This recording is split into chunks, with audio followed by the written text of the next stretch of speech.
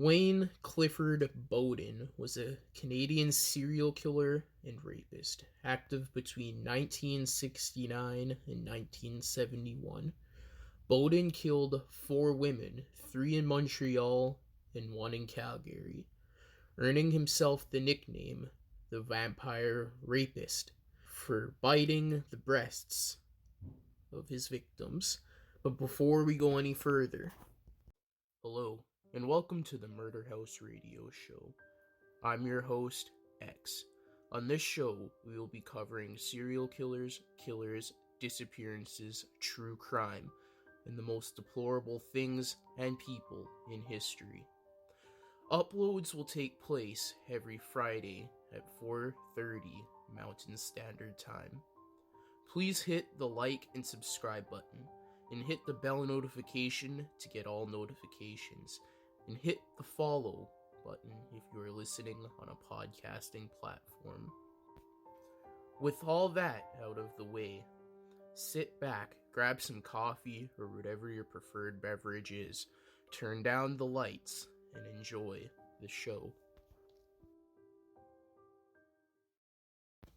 Wayne Clifford Boden was born in 1948 in Dundas, Ontario. Boden attended Glendale Secondary School in Hamilton, Ontario in the early to mid 1960s, where he was reportedly quiet but muscular and played on the senior football team. Now, I may have confused this case with another case. There isn't too much information on his early life. However, his first victim was Shirley Audit. On the 3rd of October, 1969, Shirley was found dead at the rear of an apartment complex in downtown Montreal, Quebec. Although she was fully clothed, she had been raped and strangled, and savage bite marks were found on her breasts. There were no signs of bloody skin under her fingernails, which led one biographer to theorize that she did not struggle against her assailant. One of Shirley's former boyfriends told the police that he believed she got involved with a very dominant, attractive man because she was getting into something dangerous, but she never mentioned the man's name. Shirley's boyfriend had been working on the night shift, while Boden, who lived next door, met Shirley outside the building where she sat when she was nervous. His second victim, forgive me when I mispronounce this, was Marilee Archambault. On November 23rd, Marilee was a jewelry clerk. She left work at closing with a young man who she introduced to her co-workers as Bill.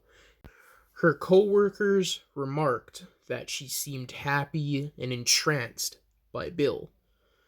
When Marilee did not report for work the next morning, her employer went to check on her at her apartment to see if she was okay. Together with her laundry lady, they discovered her fully clad body on the couch. The room was clean, tidy if you will, but Boden had ripped her pantyhose and bra and raped her and left bite marks on her breast. The police found a crumpled photograph in Marilee's apartment, which was readily identified as Bill by her co-workers. However, despite this, the police were not successful in connecting the photograph to any known suspect, even though a police sketch database on the picture was distributed to publications to the newspapers.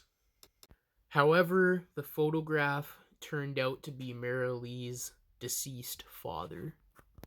Boden's third victim was Jane Way.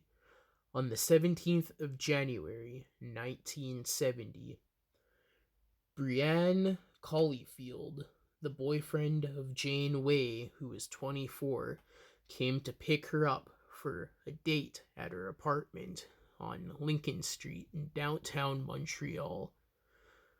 When Way did not answer the door, he decided to come back a little later on, but when he returned, he found the door was unlocked. He found Way's naked body on the bed, with her breasts undamaged. Boden was most likely in Way's apartment when he was knocking at the door. That makes sense. An autopsy conducted by Dr. Jane Paul Valcourt found 2 small fibers under the fingernails of her left hand, indicating that, contrary to prior belief, that Way had indeed struggled against Boden. Okay. Sorry, this information source isn't the best. After Way's death, the resulting publicity for the murders caused a brief mass hysteria in Montreal, which is understandable, although this disappeared as Boden had fled the city and the murders stopped. And Boden's last victim, and once again, forgive me if I mispronounce this, Elizabeth Annie Porteous, was in Calgary, Alberta. She was a 33-year-old high school teacher. Alarms were raised when she did not show up to work on the morning of May 18th, 1971. Her apartment manager was called, who found her body on the bedroom floor. As with Mara Lee, her apartment showed considerable signs of a struggle, and Porteous had been raped and strangled.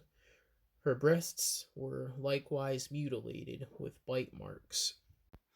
Amongst the wreckage, however, the police recovered a broken cufflink under the victim's body. In their investigation of this homicide, the police were able to find out from 2 of her colleagues that she was seen at a spotlight riding in a blue Mercedes-Benz on the night she was killed. The car was reported to have distinct advertising bowl-shaped decals in the rear view window. A blue Mercedes with bull decals. That's wild. That's definitely a Calgary thing. Damn. A friend of Elizabeth's also informed the police that she had been recently dating a man named Bill, described as a flashy dresser with neat short hair. The following day, on May 19th, the blue Mercedes was spotted parked near the murder scene. Boden, a former fashion model, was arrested half an hour later as he went to his car. Boden told police that he moved to Montreal a year previous, and he also admitted that he had been seeing Elizabeth and was with her on the night she was killed. When the broken cufflink was shown to him, he admitted it was his. However, he insisted that Elizabeth was fine when he had last seen her. The police were in the possession of a copy of a photograph recovered from Mara Lee's apartment, and as Boden resembled the man in the picture, they held him in suspicion for that murder as well. Police then turned their attention to the marks on the victim's breasts.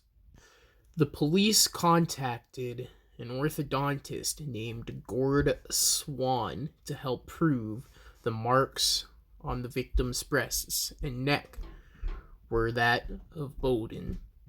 However, there is nothing in Canadian legislature, or however there wasn't at the time, on forensic odontology. So, yeah, odontology, I've never heard of that before. Gordon Swan, however, wrote to the FBI for assistance, well, information on this topic.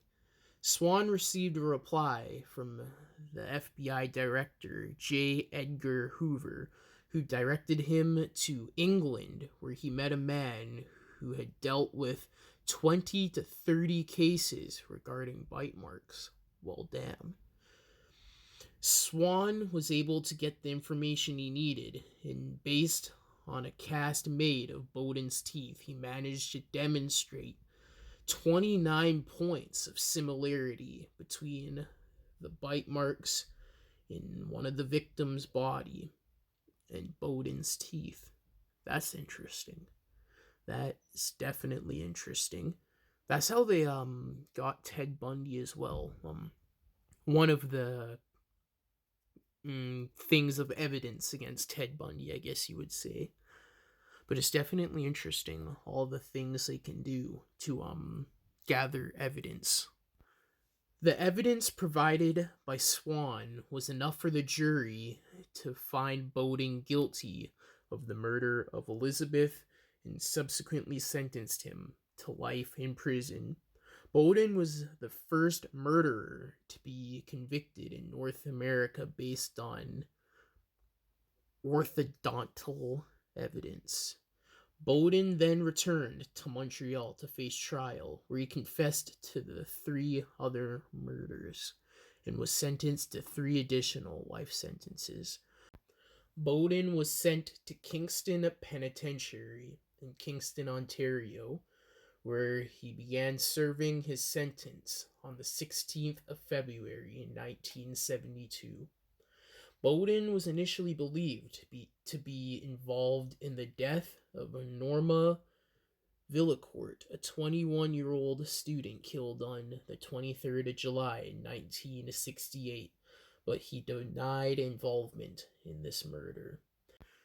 In 1994, Raymond Souville was convicted of this murder and was sentenced to 10 years in prison.